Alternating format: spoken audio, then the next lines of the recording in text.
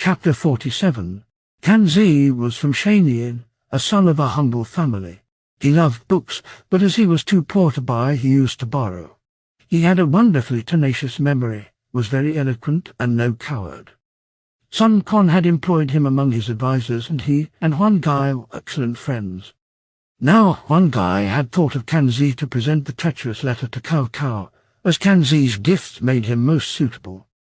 Kanzi accepted with enthusiasm, saying, "When you, my friend, have suffered so much for our Lord, could I spare myself? No. While a person lives, he must go on fulfilling his mission, or he is no better than the herbs that rot in the field." Huan Gai slipped off the couch and came over to salute him. "However, this matter must speed," continued Kanzi. "There is no time to lose." "The letter is already written," said Huan Gai. Kanzi received it and left. That night he disguised himself as an old fisherman and started in a small punt for the north shore under the cold, glittering light of the stars. Soon he drew near the enemy's camp and was captured by the patrol. Without waiting for day, they informed Cao Cao, who said at once, "Is he not just a spy?" "No," said they, "he is alone, just an old fisherman, and he says he is an adviser in the service of the Southland named Kanzi, and he has come on secret business." "Bring him," said Cao Cao, and Kanzi was led in. Cao Cao was seated in a brilliantly lighted tent. He was leaning on a small table, and as soon as he saw the prisoner, he said harshly, "You are an adviser of East Wu. What then are you doing here? People say that you greedily welcome people of ability. I do not think your question a very proper one." "Oh, friend Huan Gai, you made a mistake," said Kanzi. "You know I am fighting against East Wu, and you come here privately. Why should I not question you? Huan Gai is an old servant of Wu, one who has served 3 successive rulers. Now he has been cruelly beaten, for no fault, before the face of all the officers in Zhu camp. He is grievously angry about this and wishes to desert to your side that he may be revenged. He discussed it with me, and as we are inseparable, I have come to give you his letter asking whether you would receive him." "Where is the letter?" said Cao Cao. The missive was produced and presented. Cao Cao opened it and read, "I, Huan Gai, have been generously treated by the Sun family, and have served them single-heartedly. Lately they have been discussing an attack with our forces on the enormous army of the central government. Everyone knows our few are no match for such a multitude, and every officer of the Southland, wise or foolish, recognizes that quite well. However, Zhu, who, after all, is but a youth and a shallow-minded simpleton, maintains that success is possible and rashly desires to smash stones with an egg. Beside, he is arbitrary and tyrannical, punishing for no crime, and leaving meritorious service unrewarded. I am an old servant, and for no reason have been shamed in the sight of people. Wherefore I hate him in my heart. You, O Prime Minister, treat people with sincerity, and are ready to welcome ability, and so I, and those under my leadership, desire to enter your service whereby to acquire reputation and remove the shameful stigma. The commissariat, weapons, and the supply ships that I am commanding will also come over to you. In perfect sincerity, I state these matters. I pray you not to doubt me." Leaning there in the low table by his side, Cao Cao turned this letter over and over, and read it again and again. Then he smacked the table, opened his eyes wide with anger, saying, "Huan Gai is trying to play the personal injury trick on me, is he? And you are in it as the intermediary to present the letter. How dare you come to sport with me?" Cao Cao ordered the lictors to thrust forth the messenger and take off his head. Kanzi was hustled out, his face untroubled. On the contrary, he laughed aloud. At this Cao Cao told them to bring him back, and harshly said to him, "What do you find to laugh at now that I have fought you and your ruse has failed? I was not laughing at you. I was laughing at my friend's simplicity." "What do you mean by his simplicity? If you want to slay. Do not trouble me with a multitude of questions. I have read all the books on the art of war, and I am well versed in all ways of misleading the enemy. This ruse of yours might have succeeded with many, but it will not do for me." "And so you say that the letter is a vicious trick?" said Kanzi. What I say is that your little slip has sent you to the death you risked. If the thing was real, and you were sincere, why does not the letter name a time of coming over? What have you to say to that? Kanzi waited to the end, and then laughed louder than ever, saying, I am so glad you are not frightened, but can still boast of your knowledge of the books of war. Now you will not lead away your soldiers. If you fight, you will certainly capture you. But how sad to think I die at the hand of such an ignorant fellow. What mean you? I ignorant? You are ignorant of any strategy and a victim of unreason. Is not that sufficient? Well then, tell me where is any fault. You treat wise people too badly for me to talk to you. You can finish me, and let there be an end of it. If you can speak with any show of reason, I will treat you differently. Do you not know that when one is going to desert one's master and become a renegade, one cannot say exactly when the chance will occur? If one binds oneself to a fixed moment, and the thing cannot be done just then, the secret will be discovered. One must watch for an opportunity and take it when it comes. Think, is it possible to know exactly when? But you know nothing of common sense. All you know is how to put good people to death. So you really are an ignorant fellow. At this, Cao changed his manner, got up, and came over to the prisoner, bowing. I did not see clearly. That is quite true. I offended you, and I hope you will forget it. The fact is that one guy and I are both inclined to desert to you. We even yearn for it as a child desires its parents. Is it possible that we should play you false? If you too could render me so great a service, you shall certainly be richly rewarded.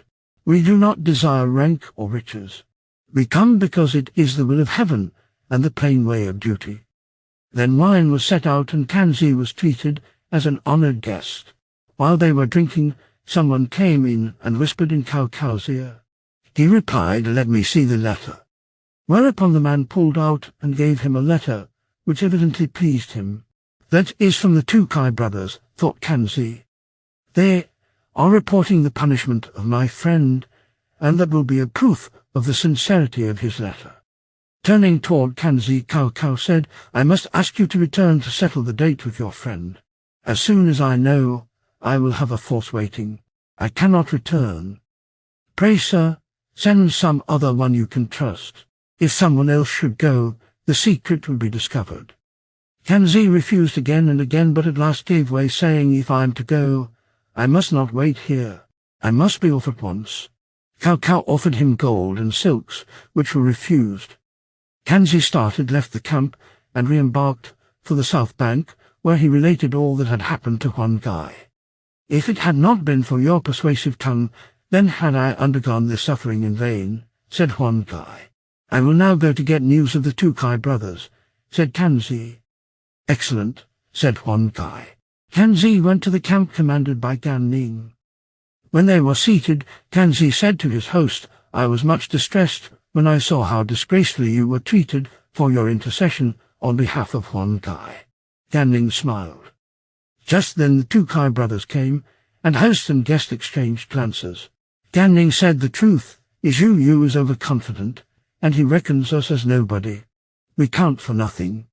Everyone is talking of the way I was insulted. And he shouted and gritted his teeth and smacked the table in his wrath.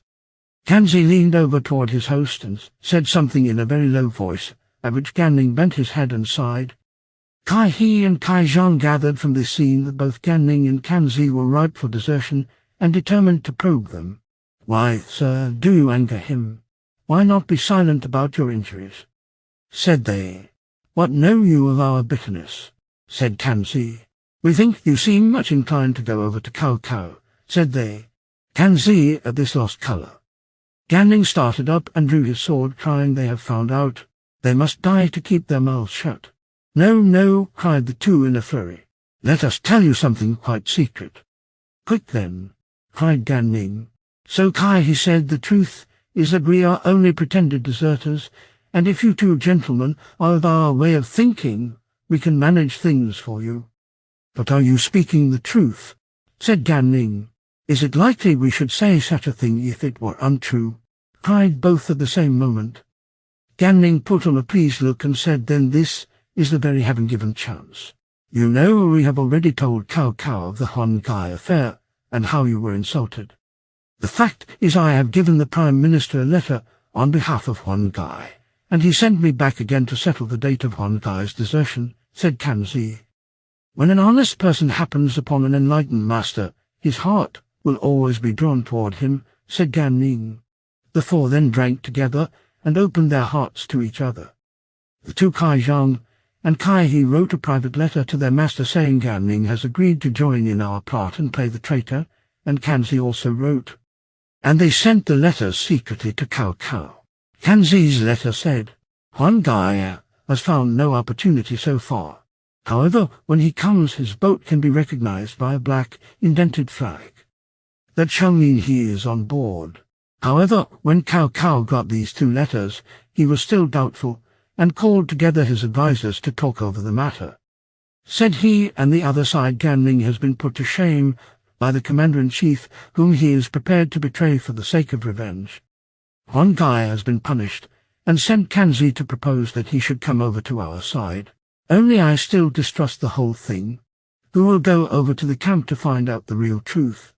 Then Zhang Gan spoke up, saying, "I failed in my mission the other day, and am greatly mortified. I will risk my life again, and this time I shall surely bring good news." Cao approved of him as messenger and bade him start. Zhang Gan set out in a small craft and speedily arrived in the Three Gorges, landing near the naval camp. Then he sent to inform Zhu Yu. Hearing who it was, Zhu Yu chuckled, saying, "Success depends upon this man." Then Zhu Yu called Lu Su and told him to call Pang Tong to come and do certain things for him. This Pang Tong was from Xianyong, and he had gone to the east of the river to get away from the strife. Lu Su had recommended him to Zhu Yu, but he had not yet presented himself. When Zhu Yu sent Lu Su to ask what scheme of attack he would recommend against Cao Cao, Pang Tong had said to Lu Su, "You must use fire against him. But the river is wide, and if one ship is set on fire, the others will scatter, unless they are fastened together so that they must remain in one place. That is the one road to success." Lu Su took this message to Zhu Yu, who pondered over it, and then said, "The only person who can manage this is Pang Tong himself." "Cao Cao is very wily," said Lu Su. "How can Pang Tong go?" So Zhu Yu was sad and undecided. He could think of no method, and suddenly the means presented itself in the arrival of Zhang Gan. Zhu Yu at once sent instructions to Pang Tong how to act, and then sat himself in his tent to await his visitor Zhang Gan. But the visitor became ill at ease and suspicious when he saw that his old student friend did not come to welcome him, and he took the precaution of sending his boat into a retired spot to be made fast before he went to the general's tent. When Zhu Yu saw Zhang Gan, Zhu Yu put on an angry face and said, "My friend, why did you treat me so badly?" Zhang Gan laughed and said, "I remember the old days when we were as brothers, and I came expressly to pour out my heart to you. Why do you say I treated you badly? You came to persuade me to betray my master, which I would never do unless the sea dried up and the rocks perished. Remembering the old times, I filled you with wine and kept you to sleep with me. And you plundered my private letters and stole away with never a word of farewell. You betrayed me to Cao Cao, and caused the death of my two friends on the other side, and so caused all my plans to miscarry. Now, what have you come for? Certainly it is not out of kindness to me. I would cut you in two, but I still care for our old friendship. I would send you back again, but within a day or two I shall attack the rebel. If I let you stay in my camp, my plans will leak out. So I am going to tell my attendants to conduct you to a certain retired hut in the western hills, and keep you there till I shall have won the victory. Then I will send you back again." Zhang Gan tried to say something, but Zhu Yu would not listen. He turned his back and went into the recesses of his tent. The attendants led the visitor, set him on a horse, and took him away over the hills to the small hut, leaving two soldiers to look after him. When Zhang Gan found himself in the lonely hut, he was very depressed and had no desire to eat or sleep. But one night, when the stars were very brilliant, he strolled out to enjoy them. Presently he came to the rear of his lonely habitation, and heard nearby someone crooning over a book. Approaching with stealthy steps, he saw a tiny cabin half hidden in a cliff whence a slender beam or two of light stole out between the rafters. He went nearer and, peeping in, saw a man reading by the light of a lamp near, which hung a sword, and the book was Sun's Eyes, classic The Art of War. This is no common person, thought Jiang Gan, and so he knocked at the door. The door was opened by the reader, who bade him welcome with cultivated and refined ceremony. Jiang Gan inquired his name. The host replied, "I am Pan Tong."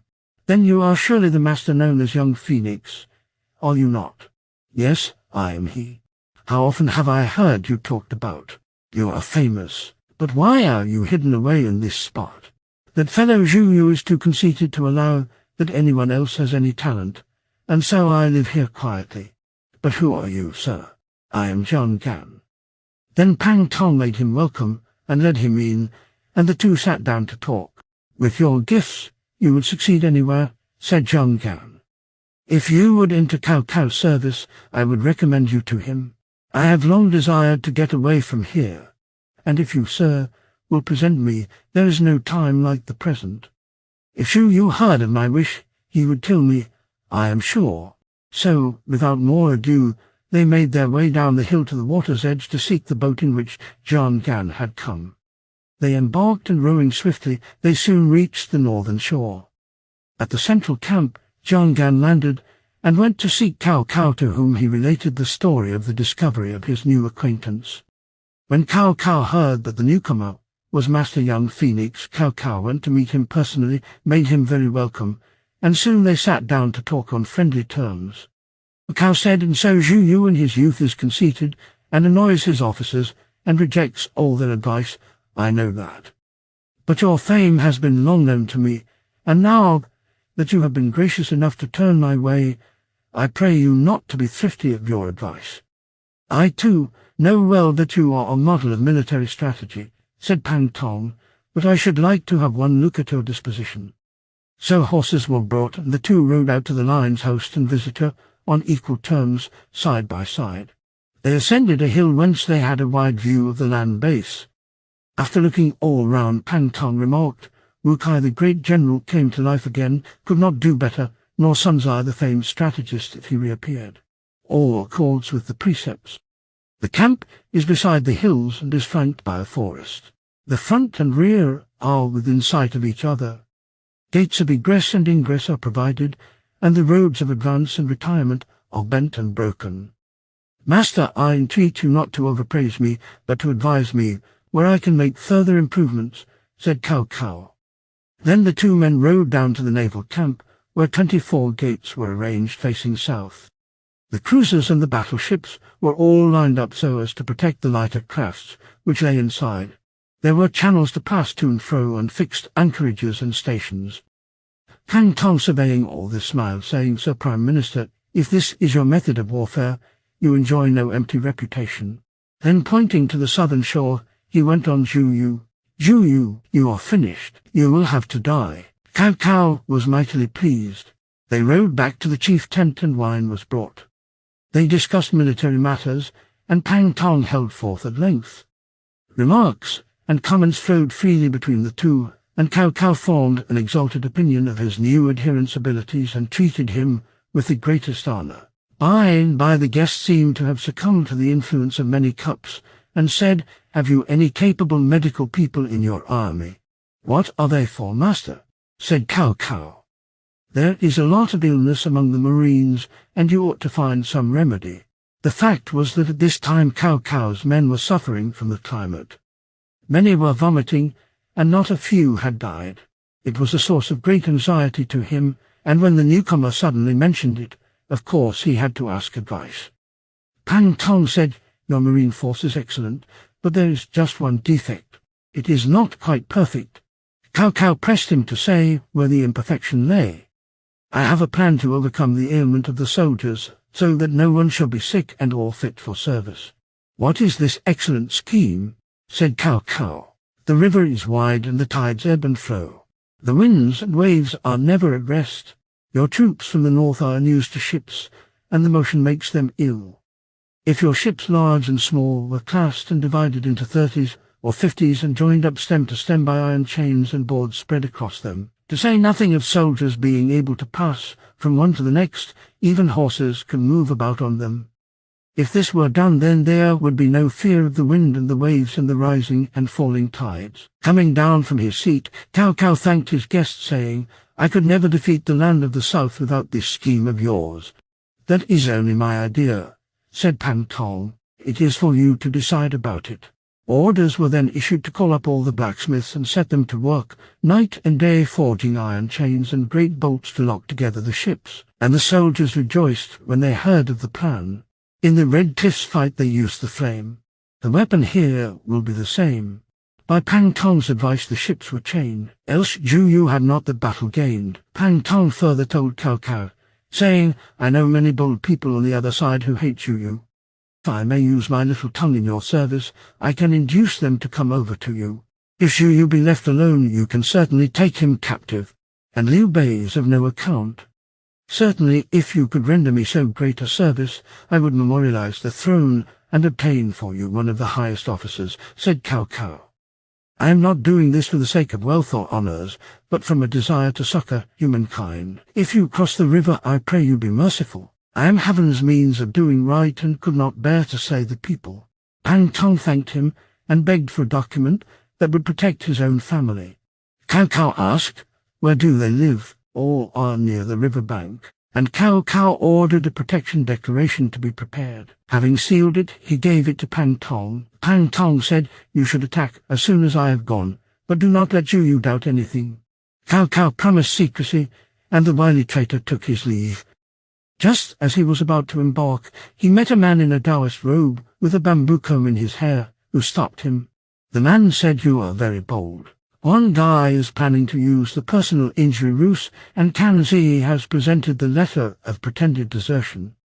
You have proffered the fatal scheme of chaining the ships together lest the flames may not completely destroy them." This sort of mischievous work may have been enough to deceive Cao Cao, but I saw it all. Pan Tong become helpless with fear, his viscera flown away, his spirit scattered. By guileful means one may succeed. The victims too find friends in need. The next chapter will tell who the stranger was.